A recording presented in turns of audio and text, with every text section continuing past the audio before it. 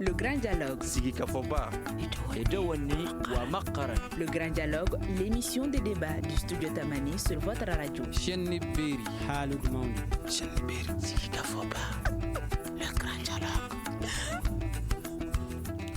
Vous suivez les programmes de Studio Tamani sur 85 radios et 3 télévisions. Aujourd'hui, le Grand Dialogue s'intéresse à la grogne sociale. Quelle explication à la multiplication des grèves dans le pays? Ces arrêts de travail sont-ils justifiés? Les revendications sont-elles réalistes? Est-ce qu'elles peuvent être satisfaites par cette équipe de transition? Et est-ce que l'application de l'article 39 des enseignants a piégé le gouvernement de transition? Pour en débattre, nous avons 3 invités sur ce plateau, 2 qui sont déjà là. Dr Fodje Tandjigoura, professeur chef du département sociologie à l'université de Bamako. Madame Mariko Korotou-Moutera, présidente de l'ONG Femmes et Développement FEDEV, une organisation de la société civile. Et Modibo Maou Makalou qui nous rejoindra tout à l'heure. Lui, il est économiste. Je suis Mohamedou Touré. Bienvenue à toutes et à tous. Le Grand Dialogue. Docteur Fodje Tandjigoura, quelle explication faites-vous de cette multiplication des grèves à travers le Mali? Bien, merci à Studio Tamani une fois de plus pour m'avoir associé à cet échange autour des questions de société. Effectivement, depuis un certain moment, il y a une pluie de revendications syndicales et selon beaucoup de corporations. Mais je rappelle quand même que la grande majorité de ces revendications sont antérieures à la transition. Beaucoup avaient été éteintes à cause ou grâce à des médiations, n'est-ce pas, menées par-ci, par-là.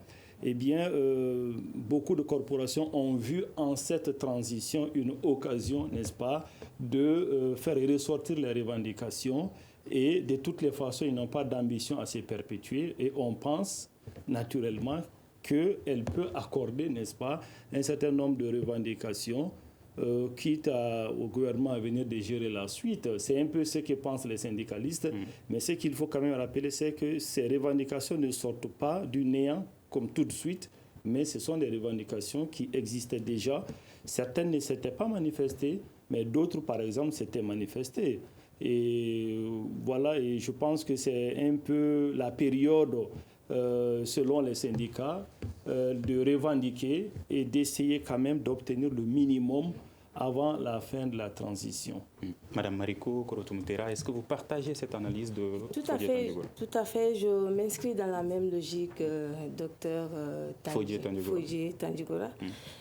C'est des revendications qui sont antérieures effectivement à la période de transition. Et un syndicaliste, c'est toujours quelqu'un qui est vraiment à la recherche de la bonne occasion, de la bonne opportunité pour faire prévaloir ses revendications. Mais moi, je me dis peut-être que la transition aurait dû anticiper, sachant bien que ces revendications existaient et que c'est les négociations et la situation exceptionnelle qui avaient fait taire ces revendications-là.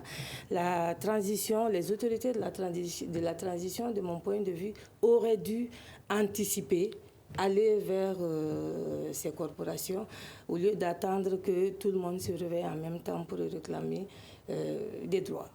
Qu'est-ce qu'ils réclament comme droit? Le sujet a été traité par Studio Tamani. Écoutons ce reportage de Hawa Karitio Berté sur le sujet. Parmi les revendications de l'Union nationale des travailleurs du Mali figure l'application des conventions 100-111 sur l'égalité des chances et la non-discrimination sous toutes ses formes. Les syndicats exigent également la rémunération des travailleurs selon les différentes catégories de fonctions. Yacouba Katile, secrétaire général de l'UNTM. Nous avons demandé dans le cadre de justice sociale qu'on fasse en sorte que dans le cadre des grilles au niveau des fonctionnaires, des travailleurs, en tout cas ce qui émerge au niveau du budget de l'État, qu'ils puissent avoir vraiment une certaine harmonisation. Nous n'allons pas croiser nos bras. La justice sociale, c'est notre philosophie, on va se battre pour ça, on ne laissera pas, quelque niveau que ce soit. Il n'y a rien de spécial, si ce n'est que vraiment mettre les gens dans l'aide droit. Il y a l'injustice, il y a l'illégalité, il faut soigner, il faut gérer ces aspects-là. En En ce qui concerne le syndicat national de l'enseignement supérieur, SENSUP, ses responsables réclament l'application de l'article 66. Ces derniers menacent de faire une année blanche si leurs doléances ne sont pas prises en compte. Dr Abdou Malé, secrétaire général du SENSUP. Les points statutaires, à savoir l'application de l'article 66 et 97, c'est-à-dire les 20% de la grille indiciaire, également l'application de la prime de recherche conformément à l'article 34 du décret d'application du statut des anciens chercheurs, les arriérés d'élémentaire, des tâches liées aux examens, la régularisation des retenues de salaire. Nous allons augmenter la dose s'il n'y a pas satisfaction. Rappelons que les administrateurs civils aussi sont en grève depuis le 19 octobre dernier pour demander notamment la libération des préfets et sous-préfets pris en otage. Ils annoncent aussi un arrêt de travail illimité à partir du lundi prochain. Le contexte est-il mal choisi, comme le pensent certains Maliens, Dr Fodjé Tandjigo? Bon, les syndicalistes pensent plutôt que c'est peut-être favorable, n'est-ce pas? Mais à entendre toutes ces revendications, moi je pense que si on regarde l'UNTM, par exemple, l'harmonisation des primes, bon, d'abord ça pose un problème parce que les secteurs ne sont pas les mêmes. La pénibilité du travail, il y a certaines spécificités liées à des travaux. Moi, je pense qu'il y a des primes, mais les harmoniser, est-ce que ça signifie les ramener au même degré de quotité? Cela ne me semble pas possible. Bon, je ne suis pas en train de négocier avec eux, mais je pense qu'il y a des choses. Ensuite, le fait de s'inscrire dans la dynamique de revendiquer l'avantage de l'article 39 des enseignants, c'est quelque chose que je ne comprends pas du tout. Dire que vous avez accordé l'article 39 aux enseignants, je rappelle que dans l'article 39, aussi bien que dans l'article 66 de l'enseignement supérieur, c'est écrit que toute augmentation dans la fonction publique générale s'applique d'office aux enseignants, par exemple. Vous voyez que c'est vraiment l'État s'est piégé dans les statuts particuliers. On ne l'a pas épuré, on a laissé comme ça. Ensuite, la prime de recherche dans l'enseignement supérieur, c'est écrit qu'on a droit à une prime de recherche, mais ce n'est pas défini, il n'y a pas de montant. Donc, il y a vraiment des vides juridiques qu'on a interprétés. Les gens ont cherché et on a trouvé la faille. Normalement, on peut consacrer un statut particulier, mais en prenant des précautions juridiques nécessaires pour fermer les porosités éventuelles qui peuvent être revendiquées. Alors, est-ce que c'est bien choisi ou pas? Les syndicalistes, au contraire, pensent que c'est bien choisi, puisque l'État est faible en ce moment-là. On traverse une situation très faible. Bon, on pense que c'est d'ailleurs le bon moment pour frapper, selon les syndicalistes. Mais pensez-vous que la période s'y a ça? Alors, moi, je suis ancien chercheur, donc je ne sais pas. Mais dans tous les cas, je pense que c'est aux autorités de la transition de parvenir à faire un moratoire. Je l'avais dit sur ce plateau il y a longtemps, avant même le coup d'État, qu'il était nécessaire de ramener tous les syndicats, de faire un moratoire, d'attendre longtemps, peut-être quelques mois ou après les élections. Mais il n'y a pas eu de moratoire, donc ça fonctionne comme en temps libre. Donc, soit l'État fait en sorte d'accorder un minimum et de faire un moratoire, et parce que le droit syndical est consigné dans la loi. Donc, le moment bien choisi ou mal choisi, selon moi, eh bien, vu la situation sécuritaire, il aurait été mieux que les syndicats avec l'État observent une trêve. Je l'avais dit il y a longtemps, mais les syndicats ne vont pas proposer de trêve à l'État. C'est peut-être à l'État avec un minimum d'élan vers eux de proposer un minimum et de signer une trêve dans beaucoup de domaines pour stabiliser le Mali. Parce qu'on en a besoin, mais tant qu'on ne fait pas un minimum, ceux qui revendiquent, ils ne vont pas réclamer une trêve. Ils réclament tout simplement que les revendications soient assouvies. Voilà. Que pensez-vous du contexte actuel avec la transition, Madame Koroto Moutera? Oui, j'écoutais le docteur avec beaucoup d'intérêt. En fait, ce qu'il a dit, c'est exactement ça. Est-ce que c'est le moment ou pas? Ça dépend de la posture dans laquelle on se met. Ça dépend de la position. Je l'ai dit, un syndicaliste, il est à la recherche de l'opportunité pour faire prévaloir ses droits de revendication. C'est souvent l'intérêt du pays dans un contexte pareil. C'est justement ça le problème de mon point de vue. C'est pourquoi j'ai commencé par dire que le gouvernement de la transition aurait dû anticiper certaines choses. On peut avoir de la bonne foi, on peut être animé de bonne foi, mais il faut communiquer.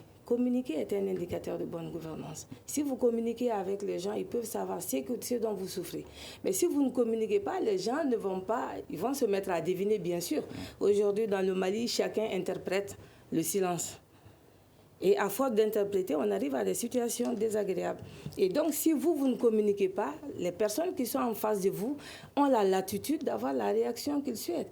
Il aurait fallu, effectivement, dès l'installation du président de la transition, du gouvernement de la transition, qu'ils prennent l'initiative d'aller vers ces corporations et de signer une trêve pour dire nous sommes entre nous Maliens, chacun sait dans quelle situation le pays se trouve.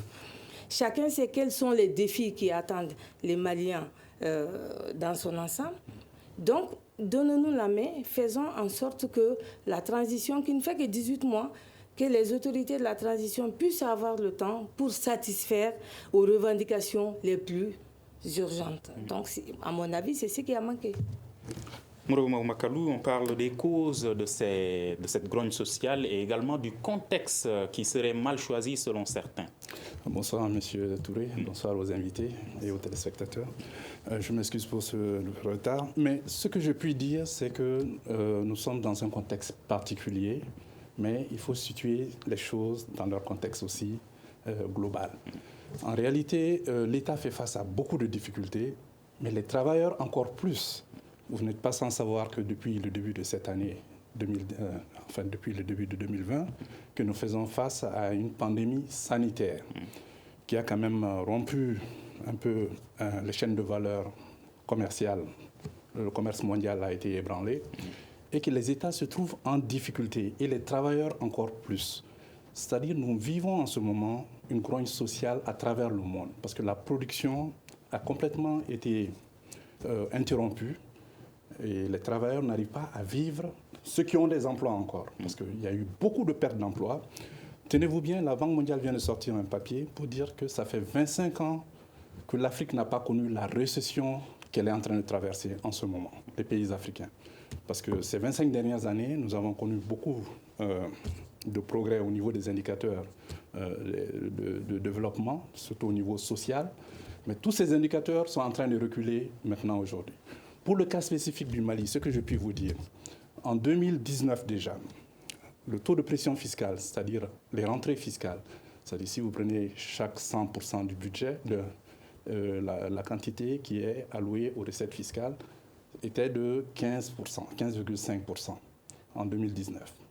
Le Fonds monétaire international a estimé qu'en 2020, mi-2020, que cela allait aller à 13,3%. Est-ce que vous imaginez que ça, c'est une perte de recettes pour l'État d'environ 500 milliards? Donc, les services d'assiette, les impôts et la douane constituent 90% des recettes fiscales, et ce sont ces recettes fiscales qui financent la masse salariale. Donc, 500 milliards étaient déjà perdus sur la première moitié de 2020. Mais moi, selon mes estimations, d'ici décembre, nous risquons de frôler les 10% de recettes fiscales, de pression fiscale. Et cela veut dire que les difficultés ne font que commencer. Il va falloir trouver d'autres sources parce que, en plus de la pandémie, c'est que les prix des denrées de première nécessité ont augmenté. Si les salaires n'augmentent pas et que les denrées de première nécessité augmentent, c'est-à-dire que le pouvoir d'achat malien a diminué. Donc les syndicats, je pense, sont dans leur rôle parce que ce sont des fêtières qui font non seulement des revendications salariales, mais d'autres pour améliorer les conditions de vie des travailleurs. Et nous avons constaté, ce n'est pas le fait de la transition, que ces dernières années, les conditions de vie des Maliens se sont détériorées. Et c'est à cela qu'il faut remédier. Et sur Facebook, Ousmane Famolo Traoré qui dit que certains syndicats ont peur de l'OCLEI, c'est juste pour perturber le gouvernement de la transition qu'ils sont en train de procéder à ces différentes grèves. Qu'en pensez-vous, Makalou? Non, c'est l'OCLEI. Bon, l'OCLEI, je ne pense pas que les syndicats ont peur vraiment de l'OCLEI parce que les syndicats ont toujours une épée de Damoclès. Mais en réalité, on avait déjà discuté de cela ici, que l'Office central quand même, de lutte contre l'enrichissement illicite et la corruption avait un rôle quand même de prévention d'abord. Et donc c'était quand même déjà que ceux qui devraient s'assujettir à la déclaration de leurs biens le fassent. Et ça ne concerne pas que les syndicats.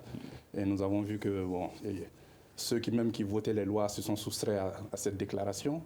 Et donc, la lutte était déjà mal enclenchée. Non, je ne pense pas que ce soit cela. Mais en réalité, il faut résoudre les problèmes dans leur cause, pas dans leurs conséquences. Qu'est-ce qui se passe au Mali? Combien de syndicats nous avons au Mali? Combien, en dehors du statut général des fonctionnaires, combien de statuts particuliers vous avez? Mais si vous avez autant de statuts particuliers, vous auriez autant de revendications, autant de négociations. Moi, à mon avis, il faut un grand forum social, un grand dialogue social pour remettre tout ça à plat. Et ça, c'est le devoir de la transition. Un gouvernement élu aura très peu de marge de manœuvre pour faire ce genre de choses. Parce que, vous savez, en période de crise, c'est le moment où on doit entreprendre de nouvelles choses, reformer, entreprendre tout ce qui n'est pas possible en temps normal. Donc ce forum social, ce dialogue social doit être enclenché maintenant pour connaître les revendications des différentes catégories et harmoniser ce statut de ceux qui travaillent pour l'État. Tenez-vous bien, le fonctionnement de l'État engloutit environ 80% du budget des recettes de l'État. 80% des recettes fiscales vont dans le fonctionnement de l'État. Et un tiers du budget de l'État malien, environ, près de 700 milliards, est consacré uniquement à la masse salariale. Et vous savez, dans ce qu'on appelle les critères de convergence des organismes d'intégration économique que nous avons, dont nous faisons partie, l'Union économique et monétaire ouest-africaine, et puis la CEDEAO, la Communauté économique des États de l'Afrique de l'Ouest, la masse salariale ne doit pas dépasser 35% des recettes fiscales. Mais si vos recettes fiscales sont en train de chuter, est-ce qu'on peut diminuer le salaire des personnes qui travaillent pour l'État? On ne peut pas. Comment l'État va faire? Donc ce sont des difficultés, je pense que, comme Madame l'a dit, il faut de la communication, il faut de la pédagogie, il faut expliquer les problèmes. Je pense que le peuple est aussi intelligent que ses dirigeants. Si vous posez les problèmes, les gens vont comprendre et puis on va trouver des solutions ensemble. Mais il faut que ça se fasse dans la transparence et pas dans l'opacité. Sur Facebook toujours, la page Facebook de Studio Tamani, Moussa Sidibé demande qu'est-ce qui pourrait expliquer la fin prématurée de cette trêve dite sociale? Oui, bon, je ne sais pas si c'est une fin prématurée, c'est une fin, peut-être que c'est arrivé ainsi, mais il n'y avait pas réellement de trêve officielle entre les syndicats et les autorités. Je n'ai pas connaissance d'une trêve officielle, mais il y a une chose qu'il faut souligner, c'est qu'il y a un manque de confiance entre les syndicats et l'État dû, par exemple, au train de vie de l'État. Quand on dit qu'il n'y a rien dans les caisses, alors qu'il y a quand même des types de comportements où encore souvent on est dans des considérations souvent personnelles, les syndicats, hein, on regarde, on jauge, on dit bon, vous dites qu'il n'y a pas de moyens, pourtant il y a tant de choses qui se passent. Donc il y a un manque de confiance parce qu'il y a eu beaucoup de promesses creuses qui ont été faites aux syndicats et ces promesses n'ont jamais vu le jour. On l'a vu, la dernière en date, c'était la fameuse revendication de l'article 39 qui n'avait pas, dans un premier temps, été appliquée à ma connaissance, ça ne l'est pas jusqu'à présent. Et donc, finalement, trêve, il n'y en avait pas eu en réalité. Hein. Mais, entre-temps, il y a eu des bouleversements, il y a eu un coup d'État, donc il y avait un chamboulement, il n'y avait pas de gouvernement, il n'y avait rien du tout. Donc, on n'avait pas d'interlocuteur. Donc, maintenant, il y a un gouvernement qui est mis en place et les syndicats se sont préparés pour mieux restructurer leurs revendications. Il y a des points de noyau, mais il y a aussi des points tout autour pour un peu broder autour. Mais en réalité, il n'y a pas eu de trêve. Il y a un gouvernement, mais un gouvernement de transition. Un gouvernement de transition peut-il satisfaire ces différentes revendications-là? Alors, c'est un peu ça le rôle du syndicat. En fait, les revendications ne se posent pas en termes de gouvernement de transition. Les revendications sont corporatistes. Et les revendications sont antérieures puisqu'on dit que l'État est une continuité, même si cela est théorique. Dans la mentalité des syndicalistes, l'État est une continuité. Donc, il n'est pas dit que dans les textes syndicaux, il n'est pas dit que lorsqu'il y a transition, on doit revoir notre position. Tout ça, c'est l'intelligence des syndicalistes dans la négociation, de leur capacité à apprécier les situations. Mais dans les textes des différents syndicats, il n'est pas dit que lorsqu'il y a transition, on fait comme ça. Lorsque c'est un gouvernement élu, on fait comme ça. Donc, il n'y a pas de considération de transition dans les revendications. C'est aux syndicalistes eux-mêmes de comprendre que la situation aujourd'hui est un peu particulière et qu'un gouvernement de transition ne peut pas s'engager jusqu'à un certain niveau. Je l'ai dit, d'abord, si les syndicalistes faisaient confiance, la crise de confiance que j'ai évoquée tantôt, si les syndicalistes faisaient vraiment confiance à nos institutions, à l'État, aux interlocuteurs, ils allaient quand même prendre un certain nombre de promesses et comprendre que, eh bien, ils peuvent compter sur des gens qui tiennent leurs promesses. Mais l'histoire récente dans les revendications a démontré qu'on ne peut pas faire confiance et que même si on vous signe, imaginez un acte, un décret, même avec là, vous n'êtes jamais sûr d'avoir les retombées. Donc, c'était un facteur d'échec dans les négociations. L'État a beau dire aujourd'hui que faites une trêve de 1 an, de 6 mois, on va remettre à plat, on va vous proposer quelque chose. Les syndicalistes croiront difficilement. Et ça, c'est la conséquence des longues années de fausses promesses faites aux syndicats et que la transition doit épurer, doit réussir quand même à refaire une image auprès des syndicalistes. Nous n'allons pas baisser les bras, a déclaré le secrétaire général de l'UNTM, Yacouba Katile. En faisant cette déclaration, est-ce que vous ne craignez pas, Madame Mariko, une détérioration de la situation? Du tout. Moi, je pense que c'est des déclarations. Ils sont dans leur rôle comme chacun de nous l'a reconnu ici. Il suffit simplement qu'ils aient en face d'eux des répondants. Qu'on les écoute, qu'on les appelle, qu'on discute entre nous. Nous sommes des Maliens. Katile, il est dans son droit de dire ce qu'il a dit, comme les autres syndicats. Mais moi, je pense que ce n'est pas dramatique. La situation n'est pas encore dramatique. On peut remédier à la situation.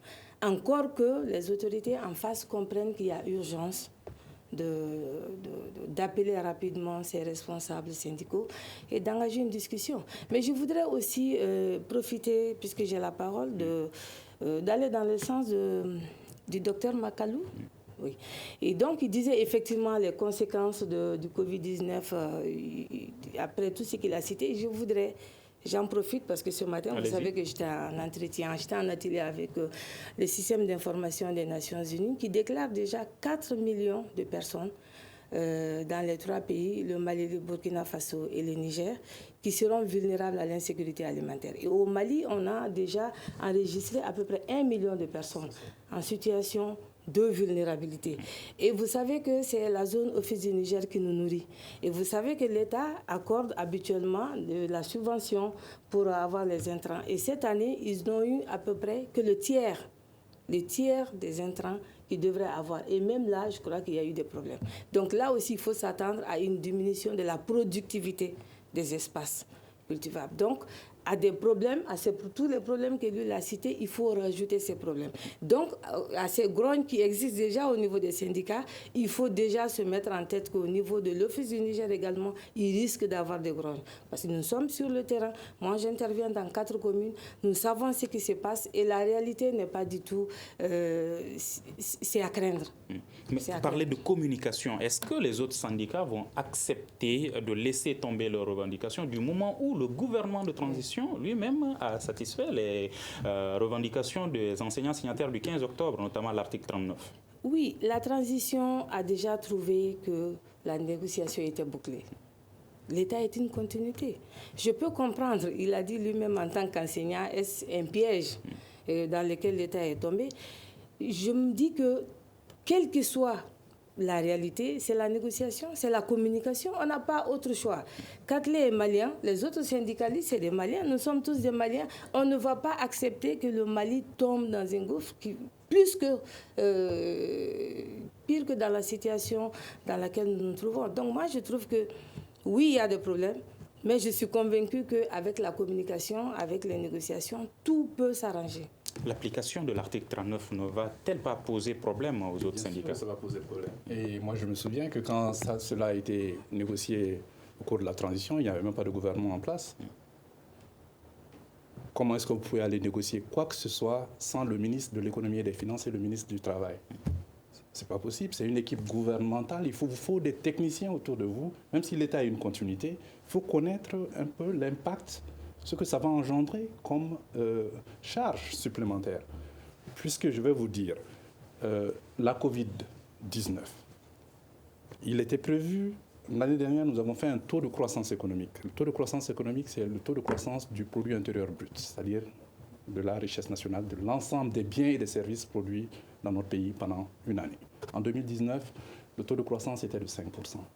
À cause de la Covid, le Fonds monétaire international estime que ça allait être à 0,9%. Est-ce que vous comprenez ce que cela va engendrer? Cela va engendrer qu'il y a environ 1 million de personnes supplémentaires qui vont basculer dans la pauvreté. Et le taux de pauvreté en 2019 au Mali était de 43%. Ça fait 25 ans que le Mali croît de 5% en termes réels de croissance économique, mais que la pauvreté ne recule pas substantiellement. En réalité, il faut environ 7% de croissance économique pour maintenir le taux de pauvreté, à plus forte raison de diminuer. Donc nous avons des efforts supplémentaires à faire. L'insécurité alimentaire, mais la crise du coton, qui est une bombe à retardement. Le coton est notre seconde recette d'exportation, qui génère plus de 600 milliards de chiffre d'affaires ces dernières années. Et qui emploie environ 4,5 millions de personnes.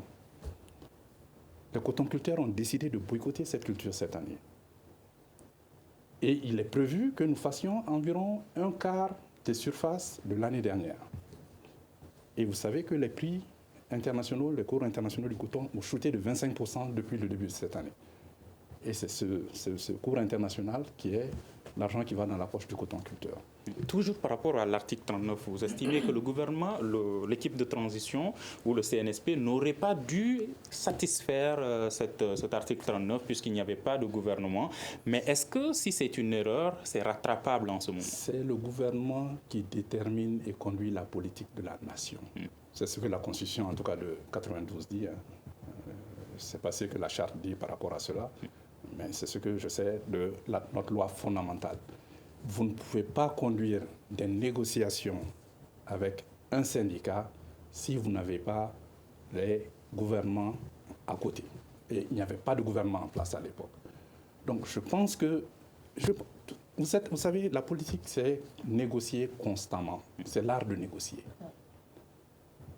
Madame l'a dit, le docteur Tandjigouran l'a dit, il suffit de créer les conditions, mais il faut de la confiance pour que les gens viennent à la table. Il faut que vous soyez crédible et que vous veniez avec des arguments. Les gens sont prêts. Non, les Maliens sont des gens intelligents. Sont-ils crédibles, les dirigeants de cette transition? Moi, je ne sais pas.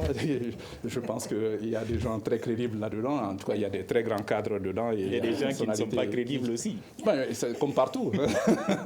Docteur Tandjigouran, comment rattraper cette erreur, si c'est une erreur, bien sûr, concernant l'application de l'article 39? Bon, je ne m'inscris pas dans la dynamique d'erreur, parce que si c'est consacré dans la loi, le fait de l'accorder, en tout cas, ne me semble pas être une erreur, voilà, de mon point de vue. Les gens qui l'ont accordé, étaient-ils légitimes à l'époque pour pouvoir accorder? Bon, par contre, ça, c'est un autre problème, parce que, bon, je pense que, je n'étais pas dans les négociations, mais je pense que dans ce genre de négociations, il y a quand même des techniciens de finances, même s'ils ne peuvent pas engager, peuvent apprécier jusqu'à quelle hauteur on peut accorder tel ou tel avantage, que ce soit des techniciens du ministère des Finances ou ceux qui planifient les carrières et tout.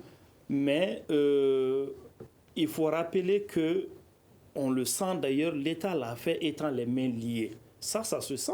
Il y avait le bac, le DEF, donc le péril c'était vraiment imminent. Soit c'était l'année blanche et c'était compliqué. Et les populations, les parents d'élèves avaient commencé à parler. Et tout le monde regardait ce qui va advenir. Donc, je ne sais pas, en tout cas, c'était un peu tiré par les cheveux, on a forcé la situation. Maintenant, on regarde si la soutenabilité est possible. Parce que c'est ça, l'autre dimension, c'est la soutenabilité.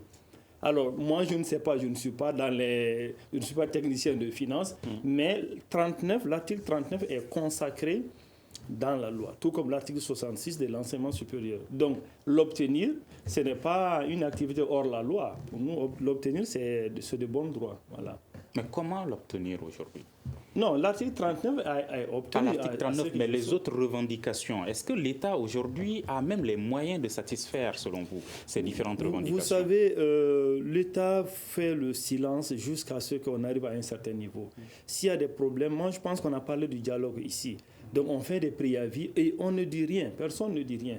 Donc on fait le schéma classique de commission de conciliation, on prend du temps, on négocie jusqu'à 23h, 1h du matin, on reprend. C'est vraiment le même cycle.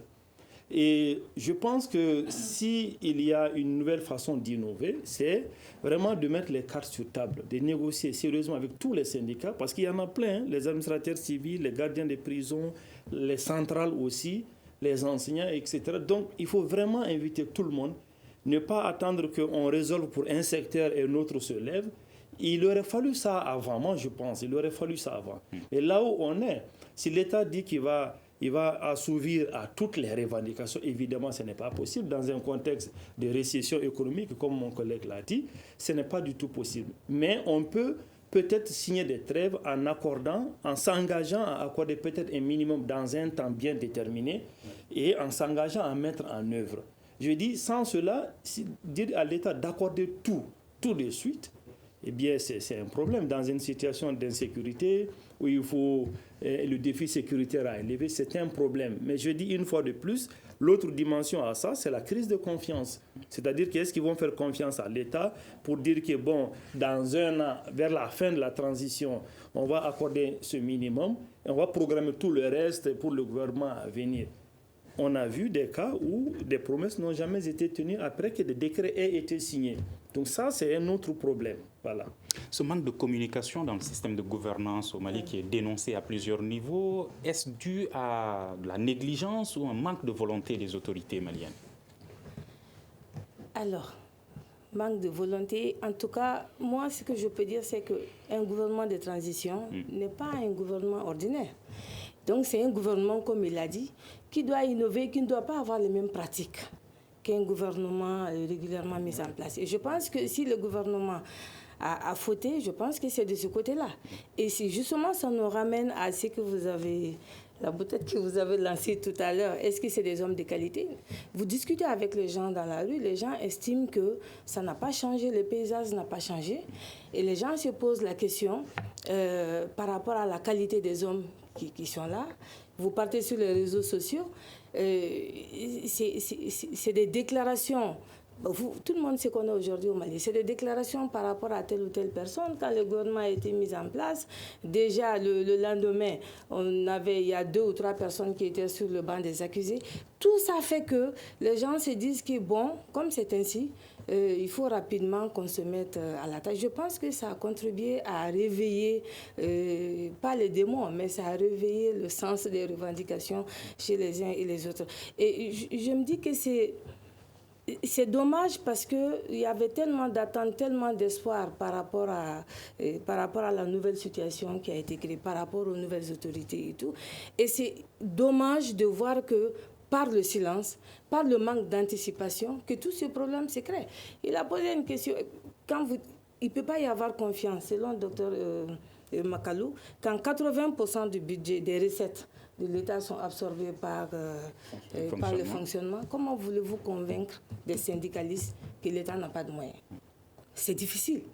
C'est pourquoi c'est urgent de faire une communication et d'être le plus transparent possible sur les possibilités du pays, ce qui peut être fait, ce qui ne peut pas être fait, que l'on communique sur tout. Parce qu'il y a aussi les langues se délient par rapport aux avantages de tel ou tel. Il faut tout mettre sur table.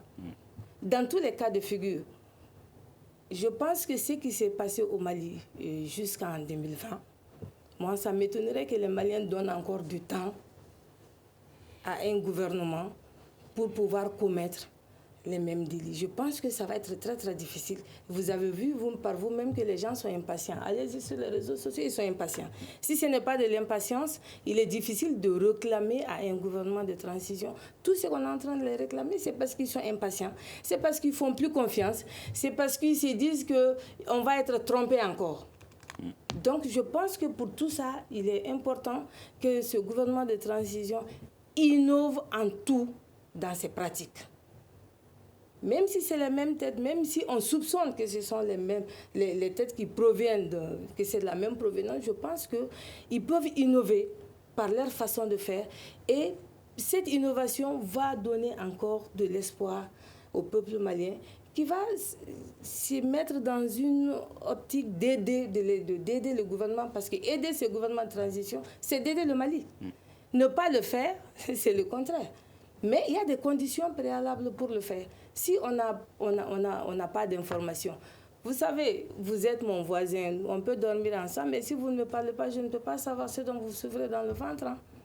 La bonne foi ne suffit pas de gérer les problèmes. Et comme solution, il y a Idrissa Kane qui propose une réforme du système salarial au Mali. Qu'en pensez-vous? Bon, le système salarial, on parle de la fonction publique. Vous m'avez interrompu pour les 4,5 millions de cotonculteurs. Vous savez que la fonction publique malienne fait 120 000 personnes et que les enseignants font la moitié que de cela. Donc, la composante, je veux dire, la proportion n'est pas la même. Mais ce que je puis dire, il faut changer de gouvernance. Parce qu'en politique, vous savez, les apparences sont plus importantes que la réalité. Et la gouvernance, c'est quoi? Pourquoi les gens ont l'impression que la gouvernance n'a pas changé? Parce que la gouvernance, c'est le gouvernement des personnes et l'administration des choses. On a l'impression que c'est le train-train quotidien qui continue. Ça, c'est l'impression que le grand public a. Mais aussi, ce qui a été dit ici, gouverner, c'est prévoir. Gouverner, c'est gérer. Gouverner, c'est choisir aussi. Et Madame l'a dit, la transition, le temps leur fait défaut. C'est 18 mois au lieu de 60 mois. Sont-ils débordés? Ils sont débordés, non, obligatoirement, il n'y a que des problèmes. Et la gestion des attentes est énorme. La gestion des attentes est énorme, elle est anormale, mais il faut s'attendre, ça fait partie du jeu politique. Donc, gouverner, c'est mécontenter, mais quand même, il faut faire de son mieux. Il faut communiquer, il faut montrer ce qu'on est en train de faire, il faut définir les objectifs. Et surtout, il faut engager le dialogue avec tout le monde.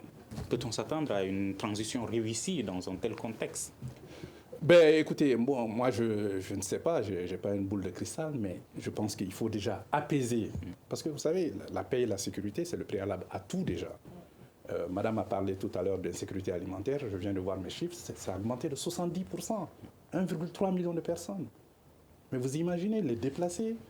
Et vous savez qu'avec la fermeture des écoles, avant la réouverture, il y avait 4 millions d'enfants maliens qui n'allaient pas à l'école.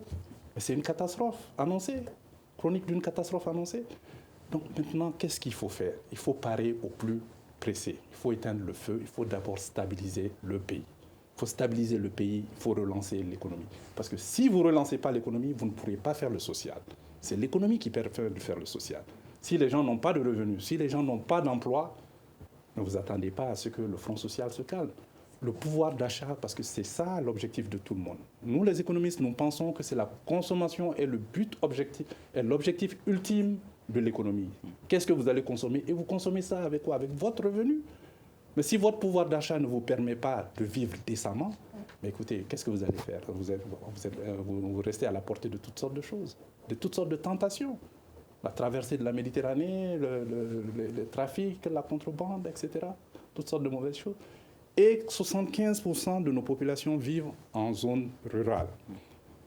Actuellement, il y a énormément de problèmes là-bas. Et même maintenant, dans les villes aussi, il y a énormément de problèmes parce que vous savez que notre économie est composée à 90% du secteur informel. Ça, ce sont des personnes qui se situent dans les villes et qui vivent au jour le jour et qui n'arrivent pas à gagner leur vie aujourd'hui.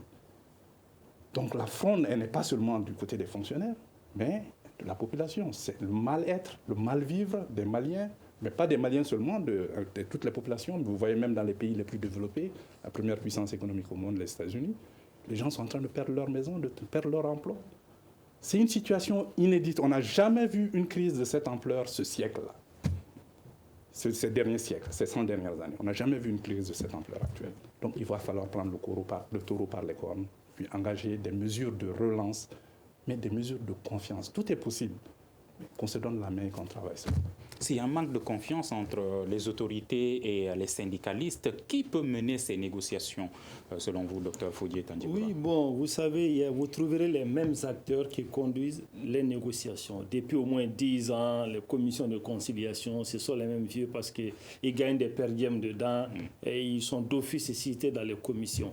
Et donc, finalement, ils se sont engagés même à faire des choses avec l'État, mais l'État n'a pas tenu les engagements. Mais on fait appel à ces mêmes personnes pour entrer dans la commission de conciliation, qui est devenue une source de revenus. Bon, souvent, il faut changer d'acteur quand ça ne marche pas. Et ensuite, bon, Sadassi dit que gouverner, c'est prendre des décisions difficiles. Parce que si c'était facile, il n'y avait pas de problème. Maintenant, ce gouvernement de transition aura la lourde tâche de redéfinir les rapports entre les syndicats et les institutions d'État. Moi, je crois qu'il faut remettre à plat et parler un langage franc. Parce qu'il y a des soupçons ou des considérations souvent fantaisistes au niveau des revenus. On pense qu'il y en a beaucoup, alors qu'on sait par exemple qu'on perçoit les revenus de l'impôt des mines et des banques, souvent en avance même, parce que l'État en a besoin. Souvent, il n'y a pas tant de revenus que ça. Mais comme il n'y a pas de communication là-dessus, il n'y a pas une vraie connaissance là-dessus. Les syndicats pensent toujours qu'il y a quand même de l'argent parce qu'on voit qu'il y a des voyages du chef d'État par-ci, par-là. On voit qu'à chaque fois, c'est tant de millions qui sont signés à la télé. Souvent, c'est des petites considérations, même pas très fondées, qui constituent le slogan même de lutte et qui encouragent les militants. Mais s'il n'y a pas d'information réelle, si le gouvernement ne communique pas, si le gouvernement ne dit pas que ces milliards signés là, il y a une partie de prêts, il y a une partie de dons dedans, il y a ceci ou cela. Donc les gens pensent qu'il y a quand même des sous qui rentrent, l'aide financière, donc ça rentre, et on dit qu'il n'y a pas de sous. Souvent, c'est des considérations très puériles, souvent, et on se base sur ça. C'est l'État qui peut mieux expliquer le problème aux syndicalistes et faire des promesses fermes sur ce qu'on peut résoudre et dans combien de temps. Et tant qu'on n'aura pas fait ça, et de ne pas jouer à l'essoufflement, parce que c'est ce qu'on fait. C'est ce qu'on avait avec le gouvernement précédent. On a laissé les syndicalistes pendant des mois dans la rue, on coupe les salaires, on joue à l'essoufflement. Le problème, c'est que c'est à double tranchant. Souvent, ça peut marcher, souvent, ça peut ne pas marcher. Et quand ça ne marche pas, là, ce n'est pas bon parce que vous revenez faible, l'État en table de négociation. Et donc, finalement, les syndicalistes vont finir par obtenir, comme c'est le cas avec l'article 39, ils ont joué à l'essoufflement. Bon, ça n'a pas marché. Maintenant, ils ont obtenu l'article 39. Enfin, du moins, théoriquement, ça a été obtenu. Et en totalité, vous voyez. Donc, ça n'a pas servi à grand-chose, la stratégie d'épuisement. Donc, il faut aller vite vers les syndicats et proposer et faire ce qui est possible au lieu de laisser la situation tourner au vinaigre.